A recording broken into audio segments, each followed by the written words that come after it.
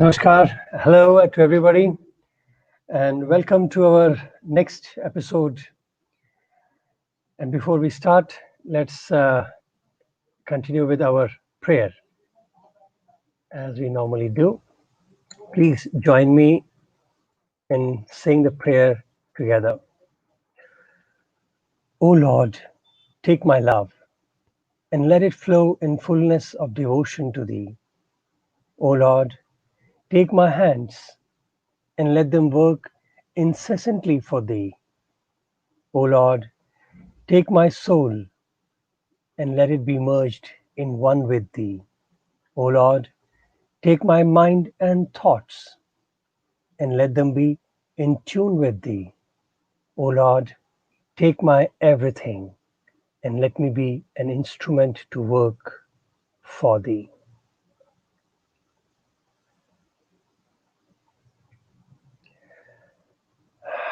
Dear friends, welcome.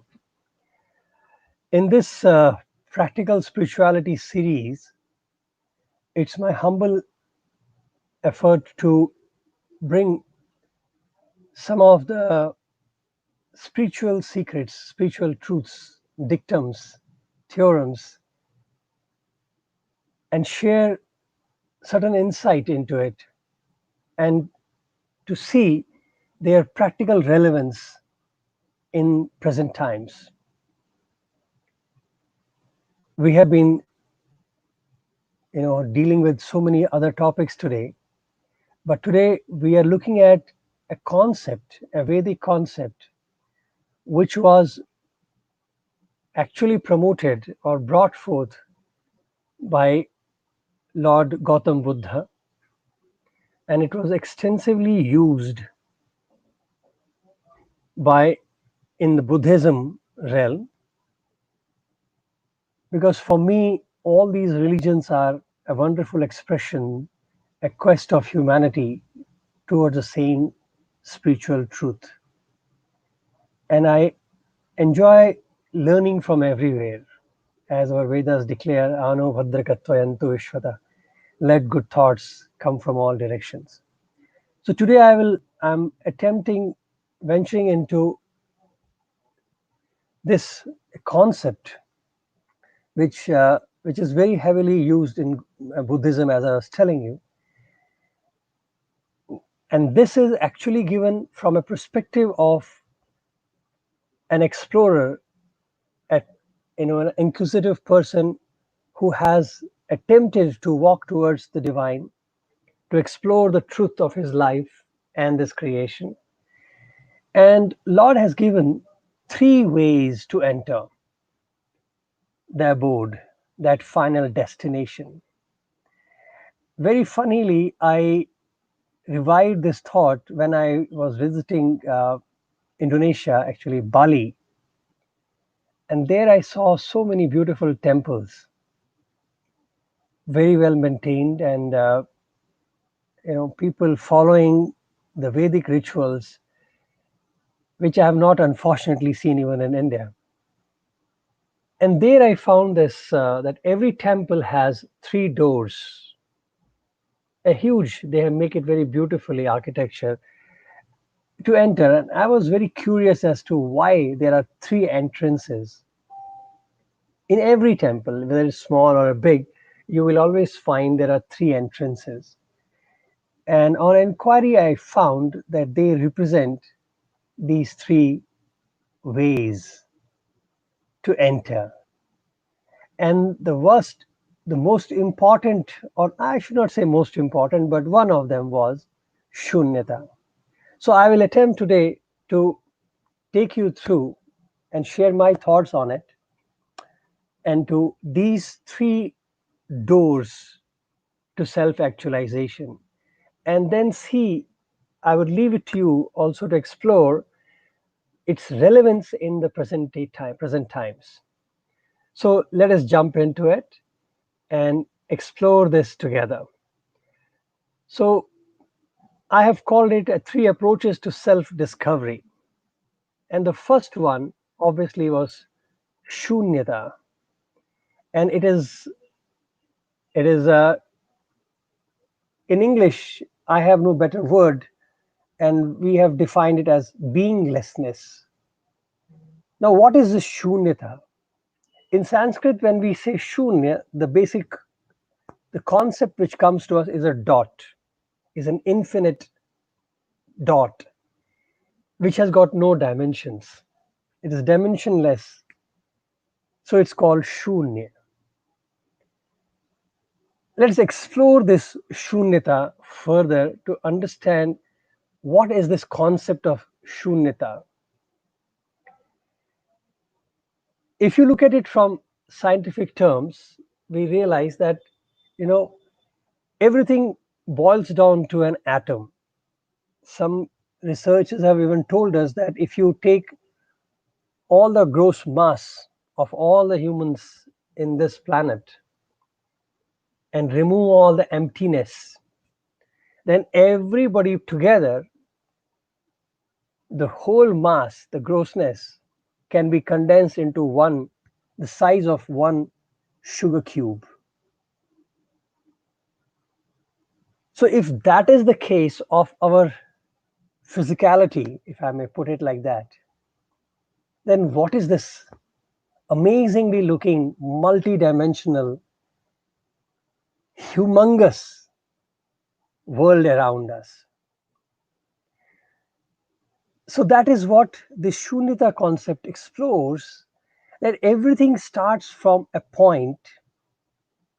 Like if you explore, you have atom, that is electron, proton, neutron. If you just keep going down, imagine a smallest dot,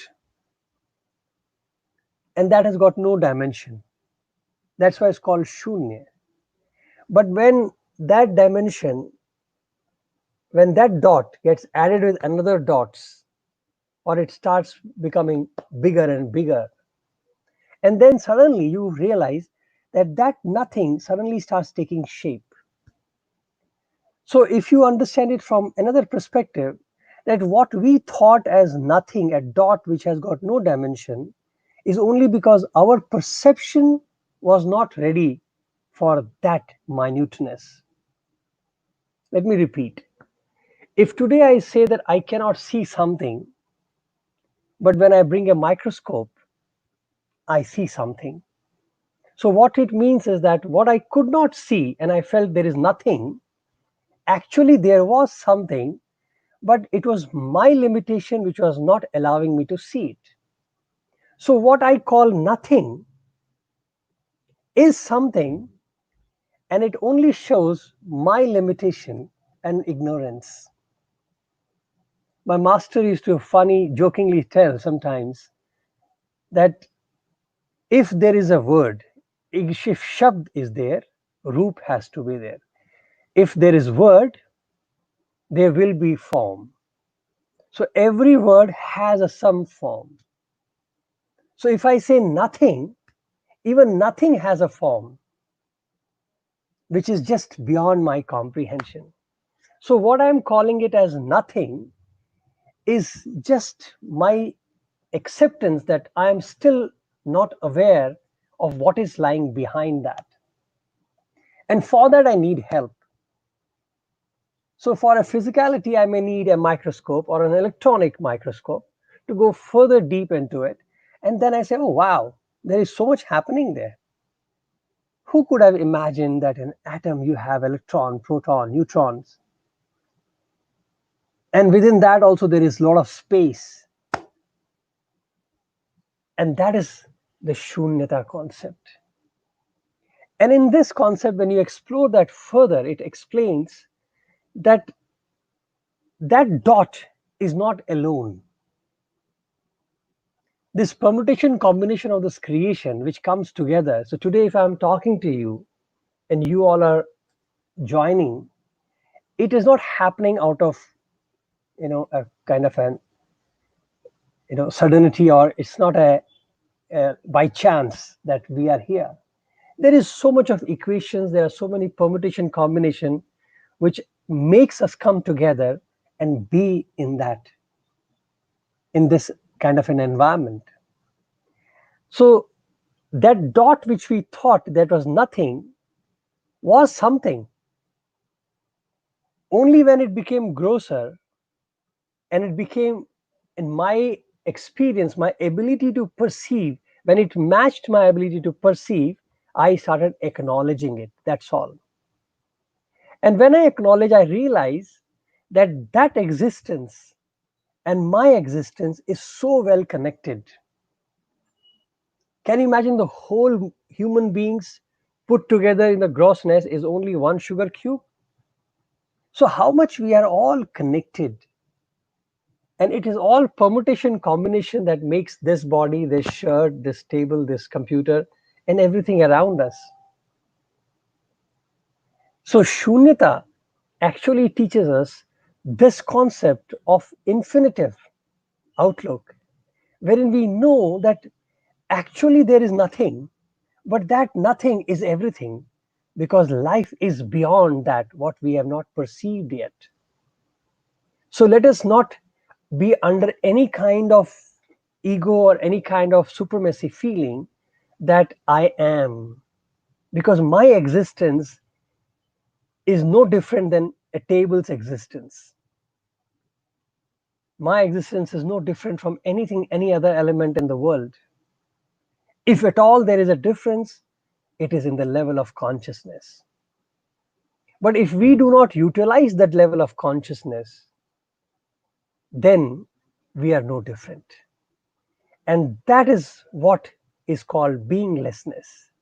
That we realize we are so interdependent with each other, as we explored last time also, that we are the end of the human creation, the creation, the journey of creation, where we realize there is space, air, fire, wind, fire, water, and earth. Then came the plantation, animal, and then ultimately humans. And we also explored that everything which came behind us, before us, was not dependent on us, but we are dependent on everything which came before and not after us. So, we being the last are dependent on the whole creation. If one element of creation is removed, the whole human existence would collapse.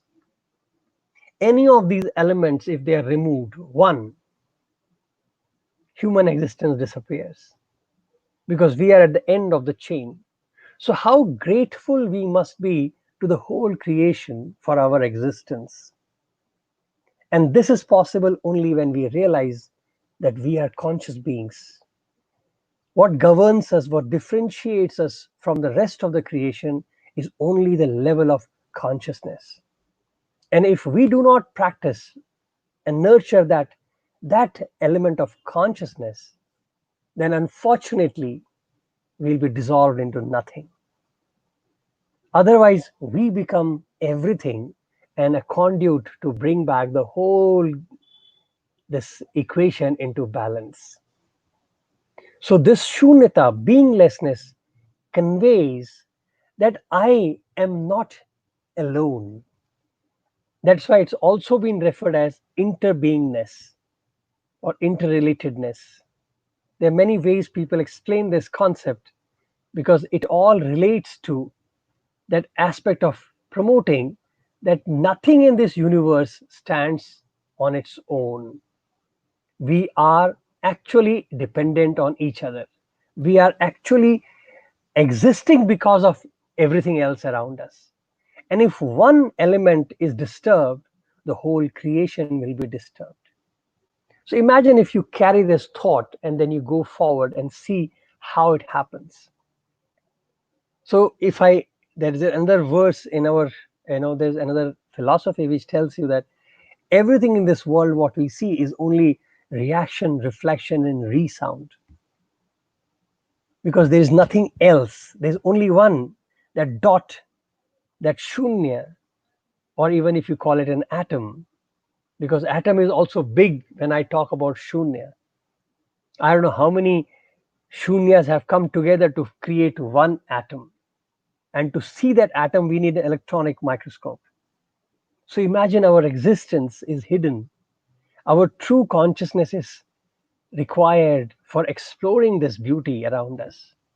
So this is what the concept of shunyata explains.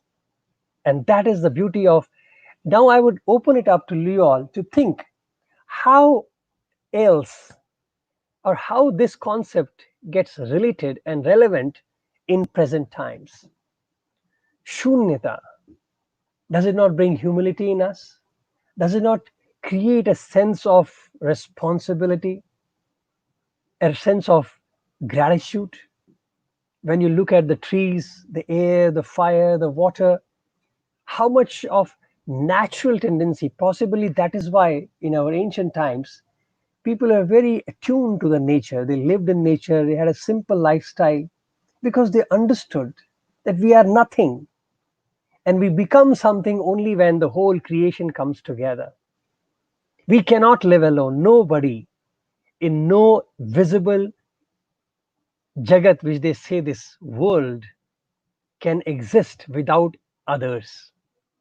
So my existence is not possible without everything around me. If one element is removed, the whole existence will be wiped out. It is as simple as that. And this is a humongous, beautiful concept. The more and more I explore it, the more and more I contemplate on it, I feel really humble about it. That this is what is beinglessness, interbeing, interbeingness, or whatever you want to call it. So Shunyata takes you that depth, that understanding that nothing exists with standalone. Nothing exists just by chance. We all are spontaneous creation, which is a reflection of each other. So when I exist, everything else exists. When everything else exists, then only I exist. So this I-ness is expanded beautifully. And the more and more you go deeper into this shunya, which is our self, which is our true essence, and we start understanding the creation, we start looking at it at a perspective of reflection, resound, and recreation. So this is the concept of shunyata. So let us explore the next one now. So from shunyata, we will, let me change the slide. Yeah. Apranihita. Apranihita is another beautiful concept, which is translated as aimlessness or goallessness. I find this is a very useful. I use this concept even for business perspective, and I will try to share some relationship with other philosophies also. Aimlessness basically tells you the purpose of an goal, purpose of an aim, why one has a goal. When you say everything we do, we have a goal. If a child has to study, we have a goal that, hey, get a good marks, get first grade. Why should you study further? Because you get a good college. So there is always a goal which guides and leads us to do better in life. So I want to work because I want to make a profit. I want to do business because I can make money. So everything is for a goal. And here the concept says Apranihita. He says aimlessness. Not to have aim? No, it is not to have aim. It says, it in simple words means don't get stuck to the aim. We start with an aim, then we forget the aim. Does it sound familiar? Those who are used to listening about Bhagavad Gita, does it sound familiar? The Aparnihita concept says, have aim, but only to start the game. What does it mean? How do we understand Aparnihita? Think of it, as I was explaining before, when we are students, we have an aim to pass an exam. Then we have an aim to get a good college, then good job, then good family. We move in this direction. Now, practically speaking, we all have seen and understood, even the parents would agree, that there are children. All the children are not attuned for a particular style of education. That's why there's a debate going on around the world. How do we change and understand education and make it relevant for everybody? So today, when we look at education, it is as long as you know math, science, and English, well, you are fine. But then, when you start exploring it further, you realize that if you are not good in these subjects, if you want to explore music, then you are kind of treated as if you're not good. Because the problem is, we have taken life in a linear manner. We have understood life only in the linear manner, that we are in a point A and we have to go to point B. And when we have this kind of attitude that we move from point A to point B, then this thought of achievement or accomplishment is very linear in a process. But we forget that what is the purpose of a goal, identifying goal. See, if a child is told that, hey baby, you have to pass the exam in first grade, prepare accordingly, then what happens to the child? He starts becoming disciplined. He starts acting responsible. He better plans the activity. So there are a lot of attributes which starts manifesting in the child. Similarly, if a person has to do a business, the same way, what happens? You become more disciplined, you become more focused, you're more confident. So so there is a lot of, like, you have persistence, you have discipline, dedication in the movement. So goal actually gives you these attributes to blossom and move forward. But once you start the journey and you realize that, hey, I'm studying so many subjects, but my flavor is, for example, say music. So I can do everything, but my flavor is music. And suddenly, which I had started this journey by putting a goalpost that I must get a first grade to get a college, it just shifts. And today, society is not allowing me to shift comfortably, giving me equal opportunity to move in all sides, because we have been trained to think in a linear manner. We only think in a line, that we have a point A to point B. We explore God also in the same manner, that my faith, my format is right because I am here, I will go here in 10 days, in 1 year. But we forget that the goal which we are looking at can shift. It's a moving goalpost. So today I may be exploring, I have seen so many of my friends. One of the friend fellow, he did engineering, then he did not like it after becoming an engineer. He did medicine and today he's a practicing surgeon in America. So goalpost can shift. So, but the dedication, the perseverance, the discipline which you require to achieve the goal is permanent. So, what the goal fixing has given you is an attitude, is a temperament, is an effort. How do I channelize my effort? Is the gift of goal. But once the gift is got, and we practice ourselves in that, then it doesn't matter whether we arrive there or not, because we will arrive somewhere, and that will be the goal. Goal, that is what is aimlessness, because you have an aim to start, and once you start, then you are free. If the goalpost changes, doesn't matter. But our lenient tendency is such that we get attached to the goalpost. We forget that that post is actually not the goal.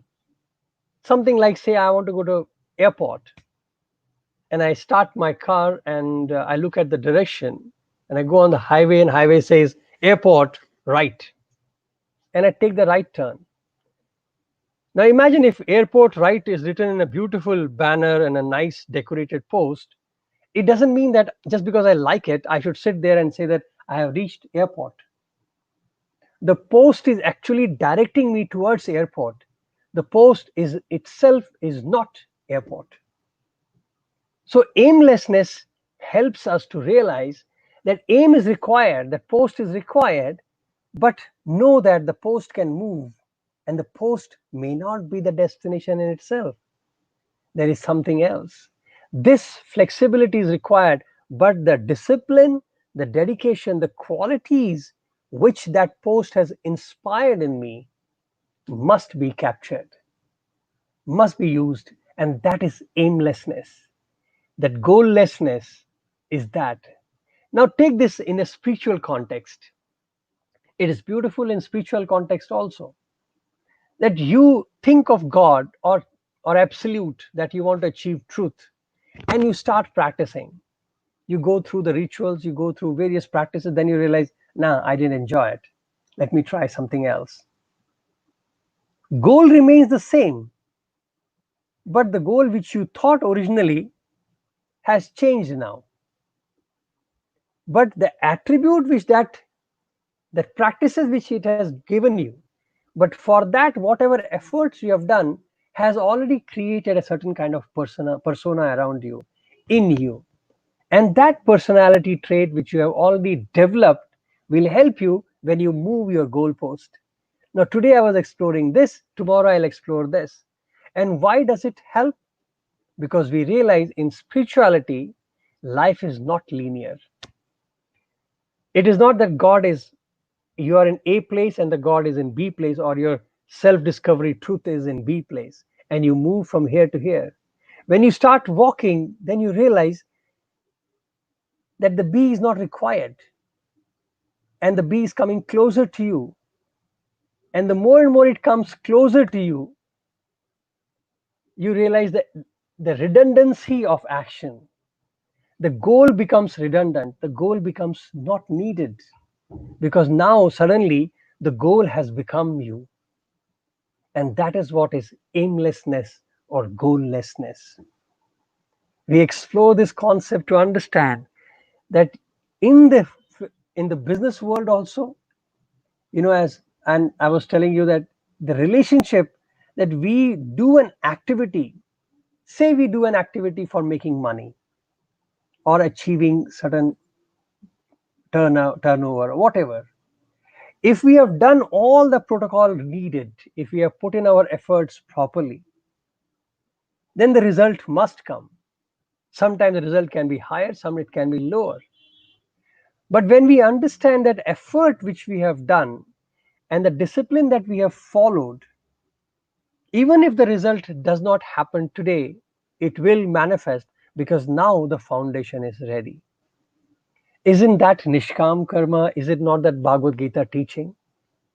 So I find so much of correlation when it comes down to understanding this aimlessness, that the basic philosophy remains karmanyevadhikaraste ma phaleshu kadachana. Yes, action is in my hand, I can do. That is my right and freedom. But the result is not in my hand. Hence, don't worry, O Arjuna, thus declared Lord Krishna. So, isn't it beautiful? The aimlessness concept takes us that walk towards that, enter this door, open and walk, but fully being aware that what you're looking there may not be there.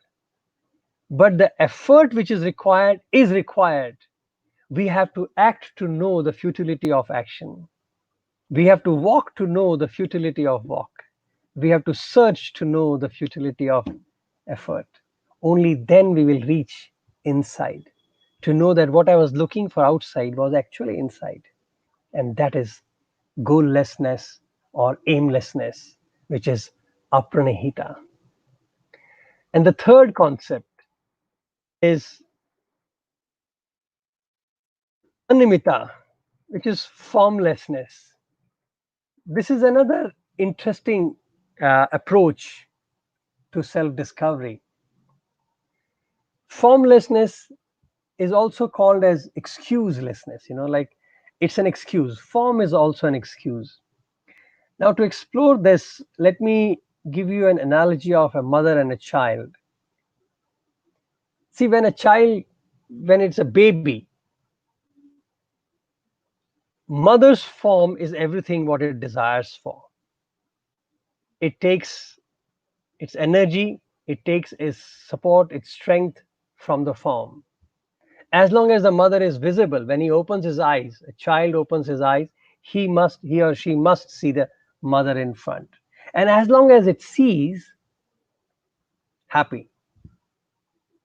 When they grow up a little bit, they have playing. I've seen so many times, I'm sure all of you must have experienced, when a new child, when you meet the child for the first time, for example, and child is okay looking at you, not crying, but hesitant to come to you, and you try to bait the child through chocolate or something like that, and you realize that the child holds the mother from one hand, you know child is holding mother from one hand, and second hand he pulls out to you to give me the chocolate, kind of scenario, give me the chocolate, and mother is on one hand, and that relationship goes on. As long as he's holding mother, he has the confidence to look at you, take the chocolate from you.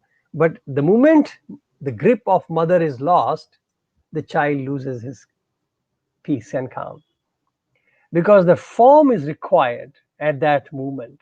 But when the same child grows up little bit, then as long as he knows the mother is around him, he's fine. I'm sure you must have seen when you go to with your children to watch them play, and the child is playing, say, football or soccer, and they fall down, they immediately turn towards the parents in a crying mode. And at that time, if the parents start clapping and say, "Buck up, get up and run," he again smiles, dusts himself, and starts running. Why does he do that? Because he gains his strength, his energy, his confidence from the presence of his parents. And that is the beauty of form, because he knows that they are there, even though he's not touching them, he's not close to them, but just the feeling, that awareness that that form is around me gives the child enough confidence, enough self confidence to move ahead. It gives him all the strength and possible to go ahead. But the same child, when he grows up further and he has to go out for studies or work, then mother, parents are not around. Then what happens?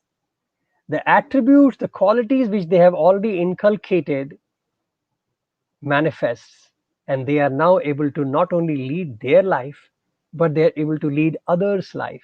And tomorrow they become parents and start instilling the same thing.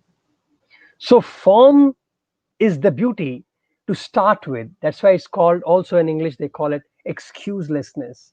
That you need an excuse, but it is not required after some time. So form is needed. Unless the form of that board was there, I would not have reached the airport if I was new. Unless the form of mother or father was there, it would be so difficult to develop that kind of confidence, that strength, that fearlessness around me. The child is free, fearless, confident, happy because of the form. But the same child, when he grows out and the form disappears, he becomes the form.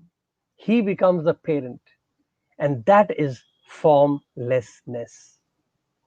So when the same form, now look at this in a spiritual some sense also, that you have the spiritual gurus, gods.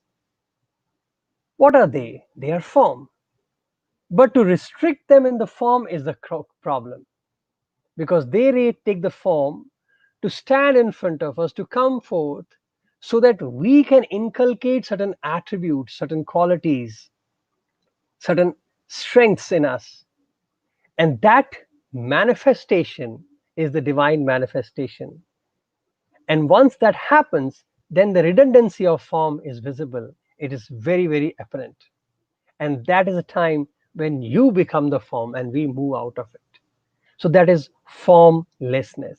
I know I'm trying to make it very as simple as I understand myself, and it may be shorter, but I would like to keep it open now. If anybody has any suggestion or any questions, can start posting. I will look at it, and I would be happy to discuss it as we move forward.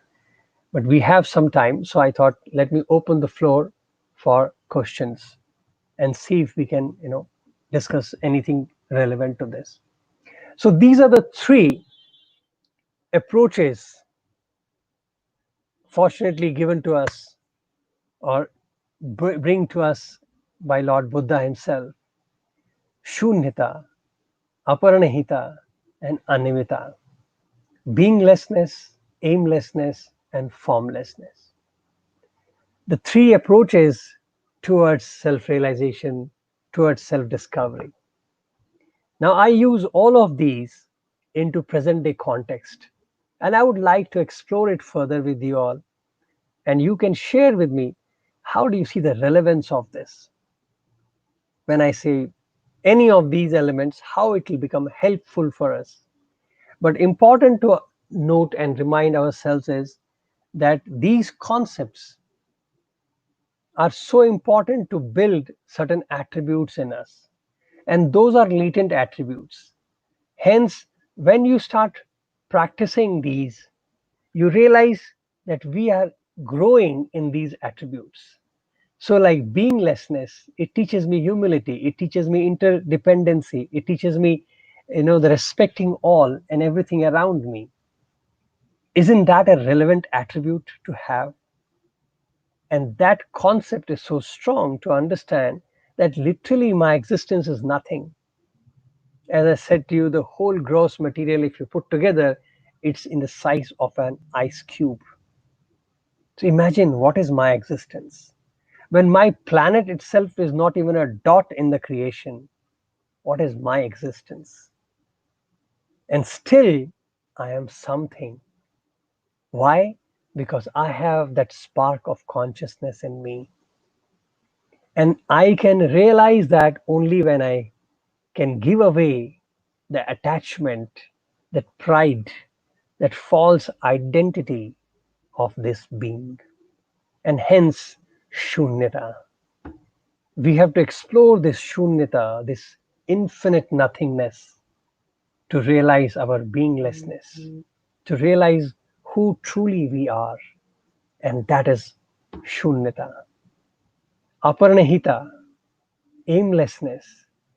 It's not walking without an aim, but not getting attached to even the goal, that goal which we have aspired for is also an inspiration for us to start the work, to start the journey. Otherwise, most of us won't even know what to do. Take today's example. You have, lockdown because of Corona. Everybody is stuck at, indoors, most of us. So because we have been always trained to think linear, we are stuck. We don't know how else to express ourselves, because we are always been trained that our intent of working is a particular output, and if that output doesn't happen, then we feel that as if the effort is not needed. Effort is immaterial. Why should I put an effort when that result, which is predefined by the environment, does not happen? Now, aimlessness can help us to realize that defining that goal or an output in that particular manner itself was a problem, because we need not act for that particular goal. Acting was important, the action was important. So today, if sitting at home or anywhere, have we explored our potential? Have we learned to express ourselves? It could be in any manner. And the moment you start expressing yourself and allowing it to blossom forth, maybe by reading or doing anything, or doing whatever you are doing, without defining your output in that particular format, which was trained by us. We know that, okay, we worked because we got a salary. Forget that goal. Livelihood is required. Let's move and see how it will come. But let us explore. We always complain we had no time in life.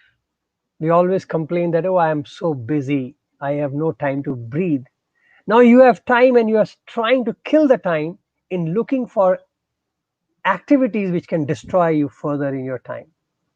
So now the nature has given you time, and we still don't find how to utilize that time. Now we are looking for the similar activities for the similar goals, And that is why we are lost, because we have taken life too linear. We have taken life in the same straight line, and we expect everything to fall in that place. And that is why we can't take any changes.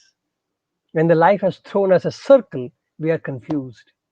Then how do I find the same output as I was doing it before? Because output is not important. That goal was given to you to learn something, to grow into something. But why do we define and fix the goalpost in one particular spot? And that is aimlessness, goallessness. So if you take that concept in today's present scenario, in today's time and scenario, we'll see this relevance so beautiful that today I can explore life without worrying about the output of it, without worrying about the predefined notion of why one should act. We are studying to get marks. Why can't we study to learn? And that learning will automatically give marks. If I have not got marks, that means my learning is different. Maybe I'm not measured in the right manner. Maybe I have not done something which is in that linear. So, as long as the measurement is linear, obviously they cannot measure you. That's why we have people like Bill Gates and others who have survived. It's not because they were wrong, but they were different, and the linearity could not judge them. So I'm not here trying to change the education system, but of course, in my own little humble way, I do attempt to suggest the different approach of measurements so that we do not discourage and discount people who have, you know, a different output, a different approach to output, a different way of living, but doing the same thing. So they also study. Everybody studies, but the output can be different. Everybody works, but the output can be different. But the end result, if you see, it's all coming back to the same thing: a survival, a growth, self discovery, fulfillment, and that will happen. So it's very important to differentiate between the purpose and the goal. And goallessness is a very beautiful thought for today, present time, especially if I really explore it further. And I feel in the moment of Corona, in this particular time zone, I find it will give a lot of strength and a lot of clarity to people to explore life and to, to venture further. Second, the formlessness. If you look at formlessness, same concept, that we get attached to things, but we don't realize that the thing has come to in our life for giving us that strength. The form has come to us to give us that kind, some kind of an attribute, some strengths, some some initiative which we must take in life. And once that initiative is imbibed and engrossed, then the form, the relevance of the form may change.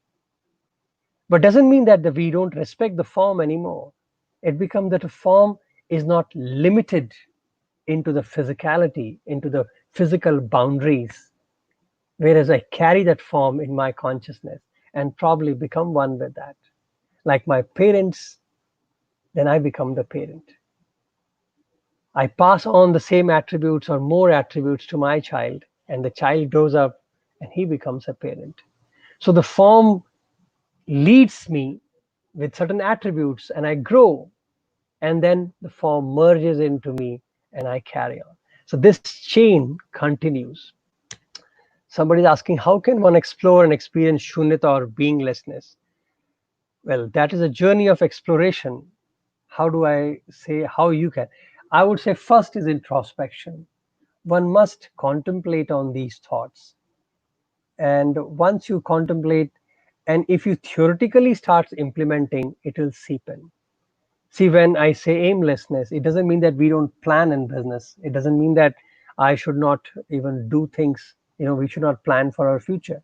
But it means that when we are planning as of present moment. I'm not planning thinking about the future. The future has given me initiative to do and act today. And hence, when I act today, that is more important. And whatever the attributes, the qualifications, the efforts are required, I will do it.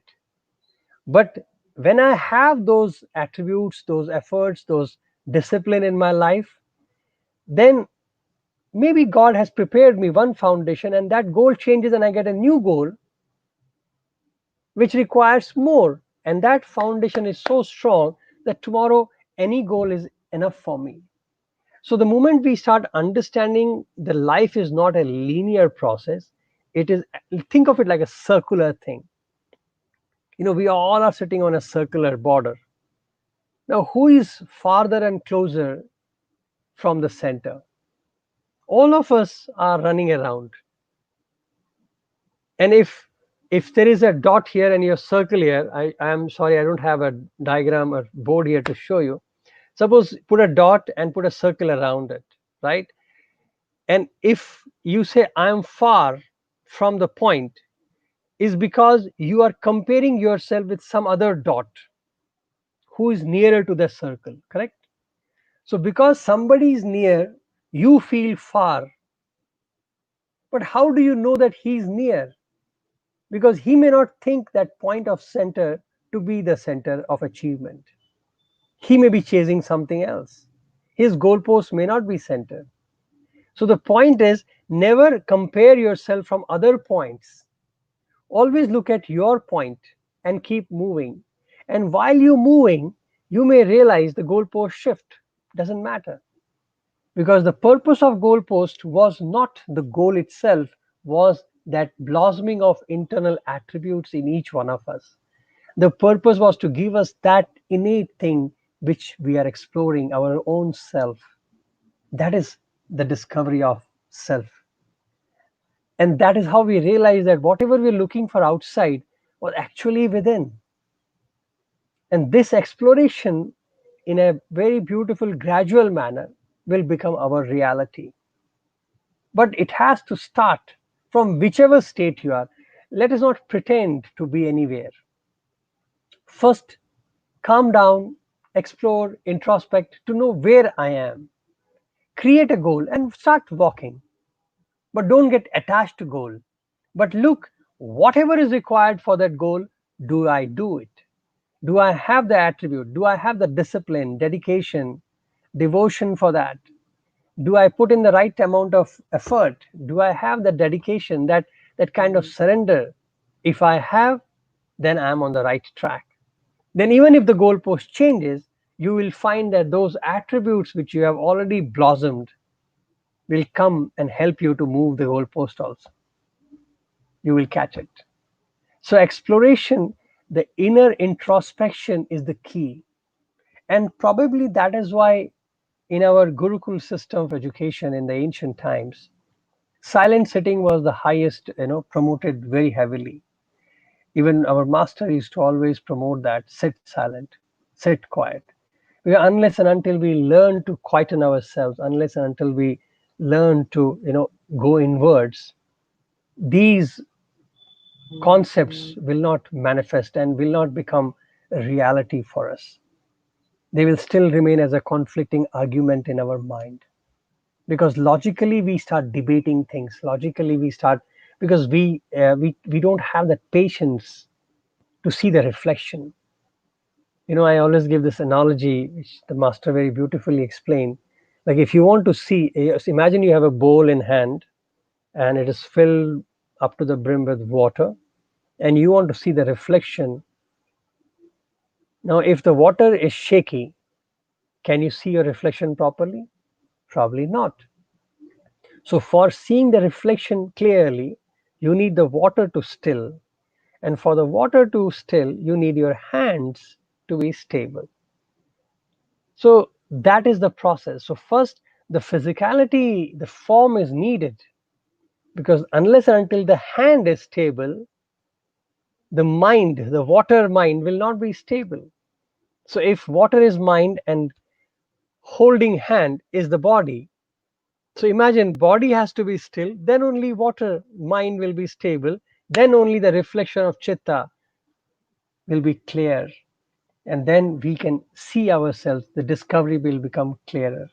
So for exploring all that, that is why the whole discipline, as I always like, I like term it as a spiritual lifestyle. I don't want to call it sadhana and all that, that becomes too technical, but look at it as a spiritual lifestyle. All of us can choose a lifestyle, all of us can choose the way we want to live our lives, and the way you want to explore and say, okay, I would like to give you an exercise if you want to, in that context, since you have asked this question. Create your own lifestyle, a spiritual lifestyle.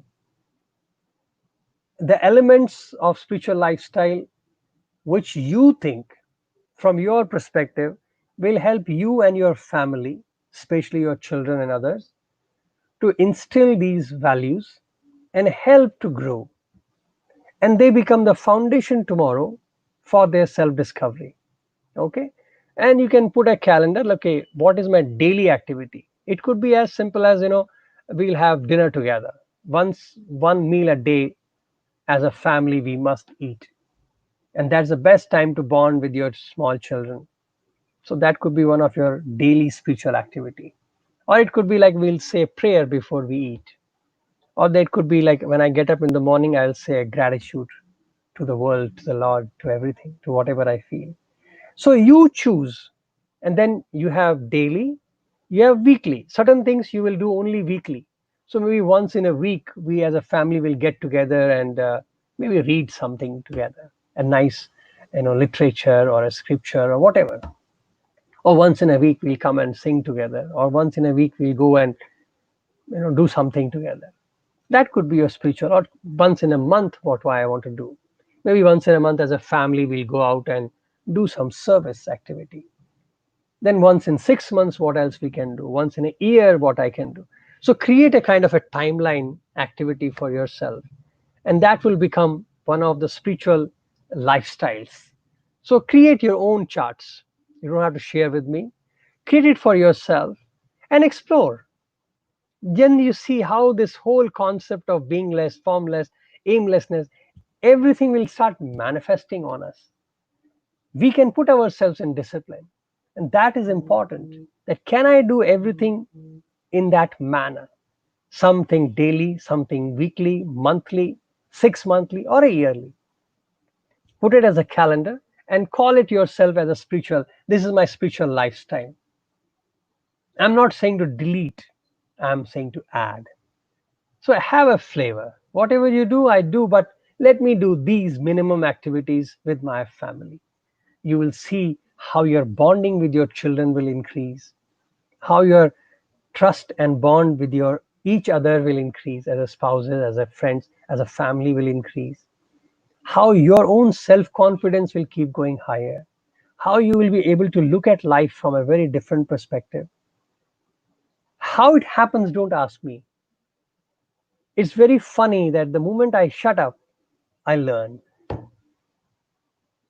Before speaking, you have to calm down, you have to be quiet. And only in the quietness the thoughts get clearer and clearer. If continuously we speak, like even the experts will tell you, after 20 minutes you speak nonsense. But if you have thought about it, then the masters can speak for hours together and it still makes sense. But even the masters talk in very beautiful, simple parables. So it's wonderful to hear that. But that is the journey which we are expected to take. So I hope I will do a next session to take up another dimension of self discovery. And today I want to keep the time right. But if you have any final thought or questions, I have got few minutes to explore that. So I hope this small introduction to these three concepts of Shunyata, Animita, and Apranihita would help to explore and further our spiritual journey, our fulfillment journey, and create this spiritual lifestyle diary and see it how it helps you. And I find it very interesting. That's why I recommend people at least to introduce yourself in that, and it creates certain kind of discipline in life. that you say, okay, I will do this at least, and then let it explore and let it grow as it is. So, so thank you all very much. I appreciate your participation, and I hope you enjoyed the session. I look forward to your comments and your suggestions. This will be on our channel, so feel free to share the videos if you like, and recommend to others, and give me more thoughts as to what other topics you would like to discuss here. And it'll be a pleasure for me to share anything, and we can even create a kind of panel discussion on certain topics if needed. Thank you very much, and once again, appreciate your participation. Grateful. Thank you.